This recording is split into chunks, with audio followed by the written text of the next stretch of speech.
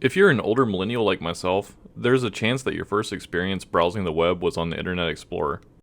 I can still remember going to my school's computer lab in the late 1990s and early 2000s and sitting in front of a desktop that looked similar to this. Most days we would have to perform typing and Microsoft Office exercises to prepare for the future tech-enveloped workforce, but on rare occasions we were allowed to browse the web for fun. As Windows was the OS of choice for the school district, and I'm assuming that's probably the same for the vast majority of you, that meant we were using Internet Explorer, as it had been shipped with Windows since 1997, making it the first browser to display a website to my young eyes. With June 15th, 2022 being the end of the Internet Explorer lifecycle, you might think that I have fond memories and would be sad to see it go.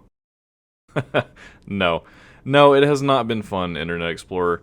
Goodbye. Goodbye. Come with me as we take a look at the one-time most popular, but long-time worst viewed browser. Welcome to Fake History, where the video is real, but the history isn't. Sponsored by Mozilla Firefox.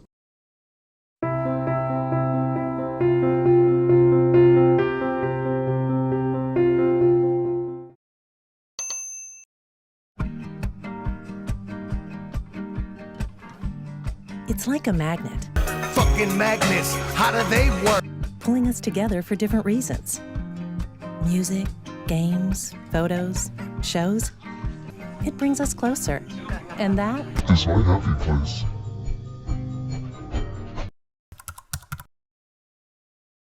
Like all bad decisions, there's a beginning, and the beginning of the worst browser in history started as a copy of Spyglass Mosaic. Well, what the hell is Spyglass Mosaic, you're probably asking yourself? Well, Mosaic was originally from NCSA, the acronym for the National Center for Supercomputing Applications, who relied on the company Spyglass to act as its commercial licensing partner, as NCSA was a public entity. Spyglass would provide a version of Mosaic to Microsoft, who in turn would use that to build Internet Explorer 1.0 in August 1995 on Windows version 3.0. Internet Explorer version 1.0 was followed by 1.5 and the 2.0 upgrades, sold in retail packages and on different versions of Windows as they rolled out, such as Windows 95, 98, etc. Wait, did I just say retail package? Yes, I did. You see, back in the before times, Internet Explorer was released as a part of the add-on package Plus with an exclamation mark in 1995. Plus with an exclamation mark cost $49.99, which today that would be $95.88 in today's dollary dues, and also included the best free computer game of all time in Space Cadet Pinball.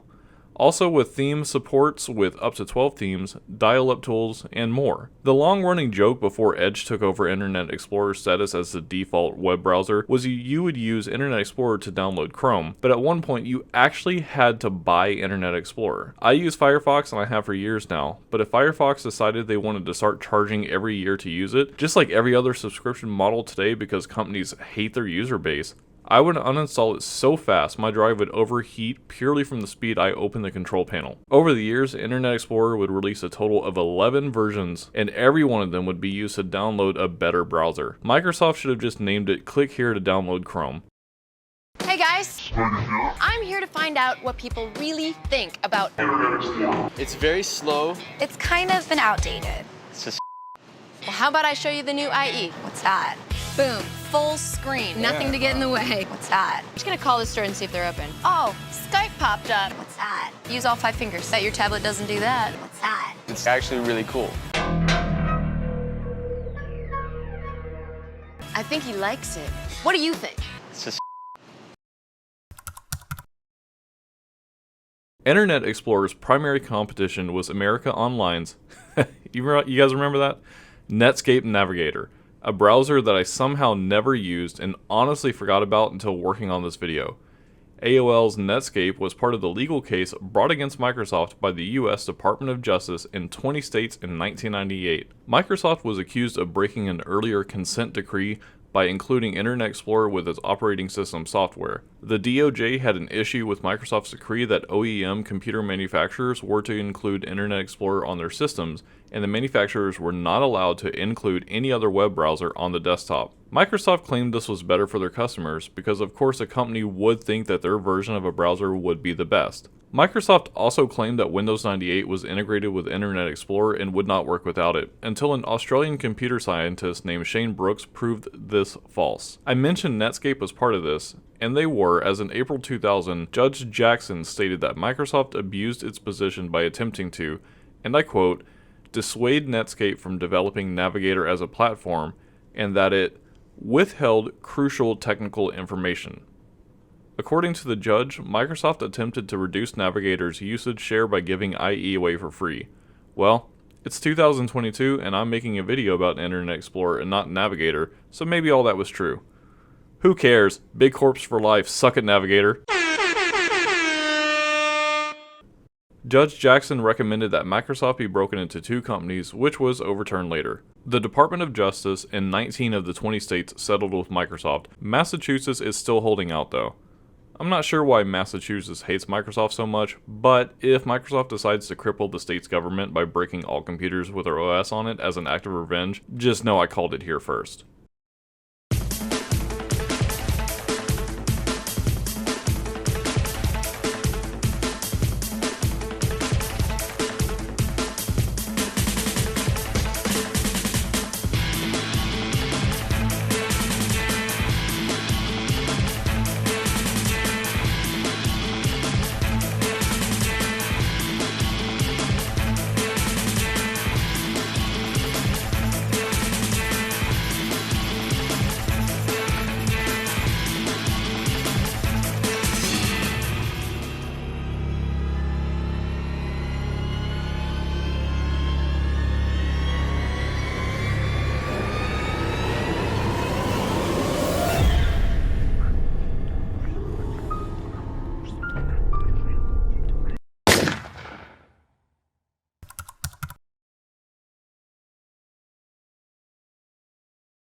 By 2002, even though Microsoft had technically lost the lawsuit brought against them, Internet Explorer still beat out Netscape Navigator and became the dominant browser at an astounding 95% share. This would last only for a handful of years, and by 2006, its popularity did start to dwindle. Mozilla Firefox has started to chip away at Internet Explorer's share base, but the biggest strike came from a RAM-hungry browser everyone is familiar with called Google Chrome. Chrome was touted as fast, simple, and supported new browser technologies when Internet Explorer fell behind.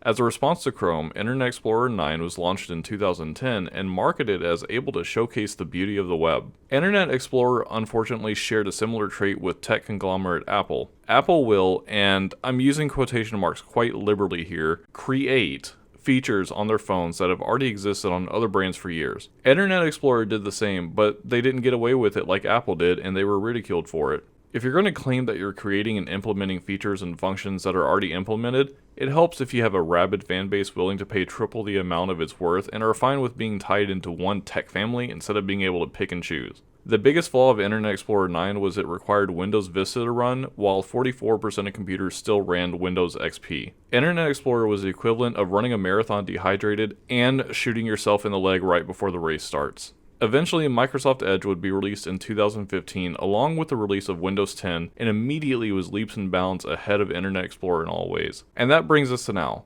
7 years after the release of Edge, and Internet Explorer has officially entered its end of life.